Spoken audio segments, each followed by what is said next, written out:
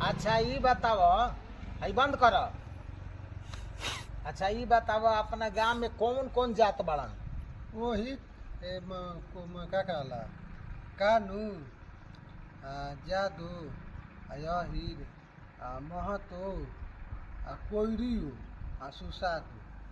सुसाद? हाँ, ये कौन जात हम सुसाद रे? हमनी के घर के अगल बगल नहीं खाते कहते। ए तो बूढ़बा कहीं के।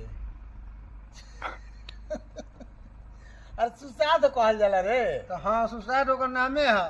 दुसाध न हन रे? हाँ हाँ वह ना पासवान जी लोग हाँ हाँ, 3 किलो।